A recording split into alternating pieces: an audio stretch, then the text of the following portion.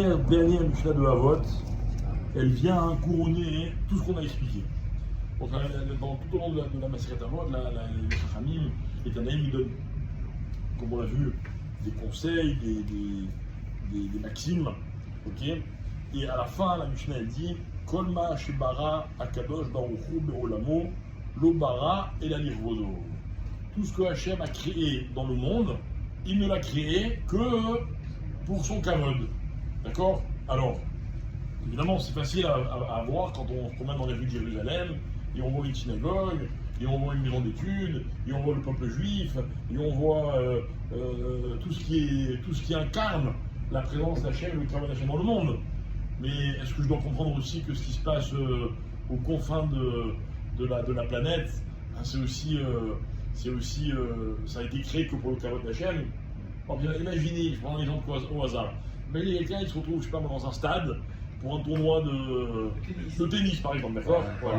Alors, est-ce que ça a été fait que pour le kavod d'Hachem? Oui, c'est caché. Chérichement. Hein? Non, pas toi. Alors, si on voit le don de quelqu'un, c'est Hachem qui gagne. S'il boit là-bas du champagne cachère, il voit la grandeur d'Hachem, il donne un don à quelqu'un. il récupère une mitzvot qui a volontairement. Ce que vous dites, c'est bien, c'est pas mal, ça s'appelle de la récupération. C'est-à-dire que moi, je fais ce que je veux, j'aime ce que je veux aimer, et puis comme ça, et tu sais quoi, là aussi, je peux trouver un kavod d'Hachem. Viens boire le champagne dans une yeshiva, il est cachère, il sera encore plus que vous Hachem. Il faut récupérer les mitzvot. Vous n'avez jamais essayé, ils n'ont jamais bu de champagne. Alors, pour être sérieux, oui, tout ce que Hachem il a créé, c'est pour son kavod. Maintenant, le problème, vous allez voir où il se situe. Regardez bien comment la Mishnah, elle amène une preuve d'un passouk. Chez Nehemar, comme il est écrit dans Yeshaya, Kol Hanikra Bishmi, tout ce qui est littéralement appelé Bishmi en mon nom, Velir Vodi, pour mon kavod, Berativ, je l'ai créé.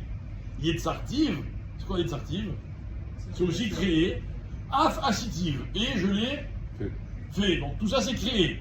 D'accord? Donc Kol Hanikra Bishmi, tout ce qui porte mon nom, et mon kavod, Berativ, Yetzartiv, Asitiv. Pourquoi c'est répété? Alors, les massés, ça fait référence, le prophète Yeshayahu, il fait référence aux 4 mondes qu'on appelle le Olam à. Non, Assia c'est le dernier. Le Olam à Bria, ok. Beria, non. Il manque le premier. Atzilut, voilà. Atzilut, Beria, Yetzira et Assia. D'accord? Le Olam à Atzilut, c'est quoi? C'est quoi l'Olam Atzilut? C'est le monde le plus haut. Parce qu'on dit qu'Akadosh Baruch Hu, lorsqu'il a créé le monde, il a créé sur 4 niveaux. On va pour expliquer maintenant, c'est un peu long. Mais le premier niveau, c'est celui qui est tout en haut, il s'appelle l'Olam Atzilut. Ok, c'est quoi Atzilut? Atzilut, pour nous, c'est ce qui est complètement abstrait. D'accord? Il y aurait des dimensions plus abstraites, plus matérielles, il y a une espèce d'équilibre qui va se créer, mais Atzilut, on est complètement dans l'abstrait. Donc, écoutez bien, on appelle ça le monde des noms d'Akadosh Baruch Hu. C'est-à-dire que, par exemple, je vous donne un petit exemple pour qu'on comprenne bien. On sort un Sefer Torah, on lit le Sefer Torah. D'accord? Il y a marqué Vayedaber Hachem El Moshe. Il est où le nom d'Hachem dans cette phrase? Hachem, Vayedaber Hachem.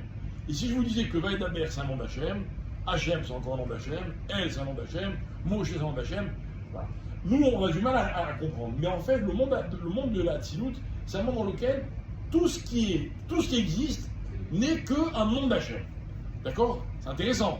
Vous voyez, la tour Eiffel, c'est un nom d'Hachem. Tel monument, c'est un nom d'Hachem. Alors, évidemment, le Beth Amikdash, c'est un nom d'Hachem. Mais tout serait que nom d'Hachem. Ça, c'est Olam Hatzilut. Alors, le passage qui comme ça dit Kol Hanikra Bishmi, tout ce qui porte mon nom, ça c'est Olam Hatzilut, d'accord? Donc, dans le monde de Hatzilut, d'accord? On continue. Berativ, je l'ai créé, ça c'est Olam Bria, ça c'est encore un degré un peu moins élevé, mais vous allez comprendre pourquoi je dis tout ça. Yetzartiv, Olam Yetzira, facile. Afasitiv, Olam Assia, d'accord? Donc, tout ce qui porte mon nom, en fait, ça se trouve dans Olam, donc ça c'est Olam Hatzilut, ça se trouve dans Olam Yetzira, Abria, Yetzira, Ve'Assia. Bon, concrètement, qu'est-ce que ça veut dire? La Mishnah continue, elle dit, Omer, Hachem imlor de olam vaed. Hachem, il régnera pour l'éternité. Alors écoutez bien. Si on vivait dans le monde de la Tzilut, on n'aurait pas de problème, on n'aurait même pas besoin de la Mishnah. On verrait que tout ce qui existe n'est que pour l'honneur d'Akadosh Baruch Hu. Le problème, c'est que Hachem il a aussi créé l'Olam à Bria. Là, c'est un peu moins évident. Olam Eitzia, c'est encore moins évident. Et c'est quoi le pire du pire? C'est Olam Ha'asia. C'est le monde dans lequel nous on est. Expliquez-moi comment, dans le monde dans lequel nous on évolue, on peut voir que tout est pour le Kavod d'Hachem. C'est impossible à voir. Alors, qu'est-ce qu'a dit la Mishnah? Elle dit, ne vous inquiétez pas. Hachem imlor le olam vaed. En fait, la Mishnah, elle commence et elle termine avec une idée. Sachez ouvrir les yeux. Vous verrez que tout n'est là que pour honorer Akadosh Baruch Hu. Et si vous ne croyez pas, hein, alors rappelez-vous le pasouk. Hachem imlor le olam vaed. Maintenant, ça veut dire quoi? Il y a deux possibilités.